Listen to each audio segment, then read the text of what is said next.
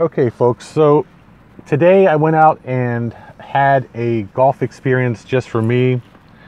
I had recently had the pleasure of playing Bryan Park golf course in Greensboro, North Carolina, although I only played the players course, not the championship course. So having generally a favorable impression of the facility, except for the challenge level of the players course, and deciding that it was time to have a guerrilla golf outing, I decided that I would go there around 1 o'clock today, early enough to get on the course and finish the round while there was still plenty of light, early enough to get on the course because it wasn't so busy with people taking off work early and coming out to play golf, but not so early that it was still crowded from people, retirees and so forth, who are people who had the day off from work or whatever, who were out there early, like normal people do in the South, and go out and play at 9, 10 o'clock in the morning. So I hoped to find a slot in the middle between the morning players and the afternoon players, and I got lucky, and they let me out almost immediately after I got there to play the championship course. Now, this was so surprising to me that for a while on the first hole, I was just, doing a happy dance. And I think it was an interesting round. I really think that there's a lot of things that come together in this course. But let me start with the things I wasn't happy about, since those will be good to get out of the way, let's put it that way. The things I wasn't happy about were, one, the standard problem with playing during the day, during the week, is that you do have the possibility of running into some serious greenskeeper fouling, and that was a problem on this course on some of the holes on the front side. Let's just say between 1 and maybe 3 o'clock. There were a couple of holes. I got to about the fourth hole before I really ran into greenskeepers that were mowing around the backside of the greens while I was trying to putt. It's like they waited until I got to the green to start mowing the backside of the green. And then they teamed up and went down to the next hole, the tee box, and let me play through that group, and then they were mowing behind me and stuff. And there were some other places in the course where they were mowing. Not a huge deal, but still never fails. Something happens. It's really saddening to play a course, have a good outing plan, a great weather, everything come together, and then you go out and you get on the course and there's some guy in a lawnmower, 20 yards away from where you're playing. I mean, it shows an absolute lack of concern for the people on the course, or at least for me. I don't know which it was, but anyway. So this has happened to me, I would say, many times, and I am not surprised when it happens, because it's like so many things when you are in a situation where you're doing something you enjoy, you're in the zone, everything's going well, and then some asshole will walk up and fuck it up. It just never fails. So again, coming out to this course thinking it was going to be a great outing, there weren't going to be problems, blah blah blah. I didn't want to get my hopes up too high because I knew that something would shatter them, and sure enough, that did happen. So that was one thing. Now, that's I would say, a fairly common problem on upscale courses, that you do have greenskeeper fouling during the week on the off days, okay? And the thing about it is, it's so bad, is that there hasn't been so much water. It's not like the course is so long, that they really needed to mow. It's almost like they mowed it just for the fuck of it, just to keep it from really growing any real long grass off the greens and fairways. So it certainly would have and should have been longer, I think, in terms of the rough and whatever. So that was one problem. Now, the other problem I had was that, lo and behold, there are some planes flying around on this course. There's a guy in a gyrocopter. There were a couple of other small planes. It was kind of partly cloudy that day, and it wasn't like the ceiling was really high or anything like that, but there were, you could hear planes flying over in the clouds, and there was a gyrocopter that flew in over the lake, and it's a really nice lake. I drove down the side of the lake on the way back to where I was staying, And there are a lot of houses. It's a really nice part of Greensboro with a lot of lakefront houses, lakefront properties, so forth. It's just an abundance of nice properties on the northern side of Greensboro. So it was a nice drive back, and I enjoyed the ride, enjoyed the scenery, enjoyed the housing and so forth, and the lake views and so forth. And this was really not something I was doing alone. Apparently there were people just flying their little ultralights and stuff over this course. It is better. It is more challenging. But it's not like one sucks and the other one is great. Okay? It's more like the player's course is okay and the championship course is pretty good. Not 2 or 3 levels better than the player's course. Just pretty good. Okay, maybe a level and a half better than the player's course. It definitely was a fun course to play. I enjoyed it, and I would think this is the championship course was more of what I expect out of a golf course.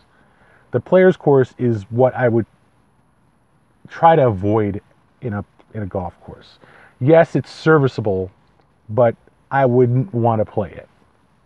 Okay, I just wouldn't want to suffer through 18 holes like that again, where maybe 6 or 7 of the holes were even a decent challenge, and the other ones were just target practice. And even that, it still is good target practice, opportunities for people to get out there and try shots, try your cuts and fades, try a couple different swings, a low drive or a high drive. It's an opportunity for people to try that stuff as much as anything else. So if you're in that spot in your game where you're experimenting on the course, where you've gotten your basics down, you've gotten your basic game down, but now you're experimenting a little bit. You want to try hitting clubs you don't have comfortable play with, or you want to try shots that you don't quite have down. The player's course is a good course for that. Or you're just beginning, and there's not really a shot in your game that you really got down. The player's course is a good course. It's still long enough. If you've never played a 7,000 yard course before, it's definitely long enough. You can jump, step back to the back tees and play it, or the blue tees in this case, and play it. It's definitely a challenge from the back tees compared to the white tees, but again, it's not all that much of a challenge. So you're playing the back tees. You're adding between 20 and 50 yards to your shots. It's not going to kill you to play the blue tees instead of the white tees. It's just not going to kill you. And I think that it's a good exercise to play from the back tees on a course when you can, and just do it and work on your game and learn how to play long and straight instead of worrying how to play short, and just and score low, which you're never going to do. Most people are never going to be low scoring players. It's a fallacy to think that most people who play golf are going to break 80 on a course playing by the rules. Even from the red tees, they would have a hard time breaking 80, okay, on most courses. So I think it's much more realistic, if you want a challenge when you play golf, to play from the back tees rather than try to shoot low. You're one of these people that can shoot low, you're probably already on your way to being, a junior golfer or a national amateur or something like that. If you can break 80, you're much better than I am, and it's just not going to make that much of my difference. So I play from the whites or the reds or whatever, I'm not going to shoot a lot better than I shoot from the back tees. So that's one reason I play from the back tees. It gives me, more of a game, more room to hit. I can hit some nice long tee shots, and I can either break up the approach shot to 2 shots or try a long iron, and it always ends up being 2 shots anyway, because I very rarely hit a long iron onto the green. So what's the difference? So I like the course overall. Certainly Bryan Park was a very nice facility.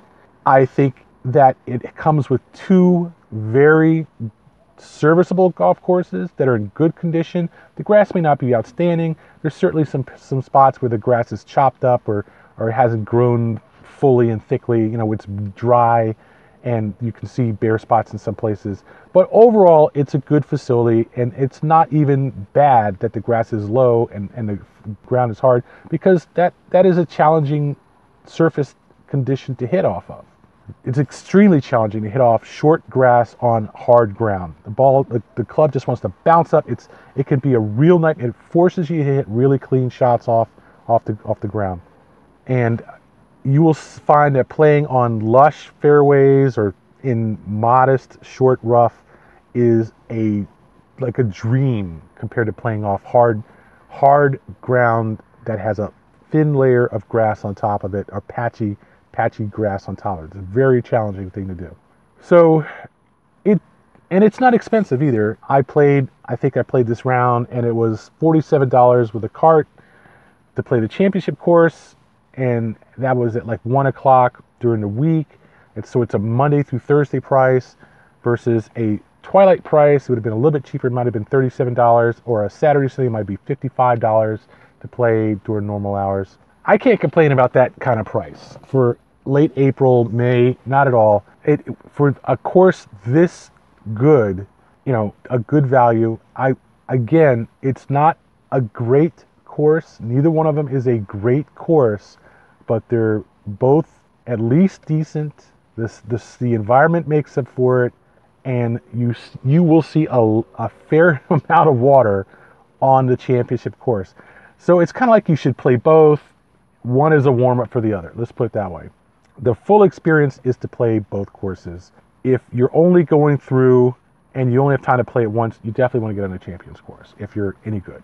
If you're not really comfortable playing over water, the Players course is adequate. 4 rounds. Okay? That is why I will give the Championship course a B+. I think it's a nice course. It's not quite A level. It's just not that hard or that interesting of a course to get it up to the A's. And I can strongly and confidently give it a B+, but that's all I'll give it. That's the Championship course at Bryan Park in Greensboro, North Carolina.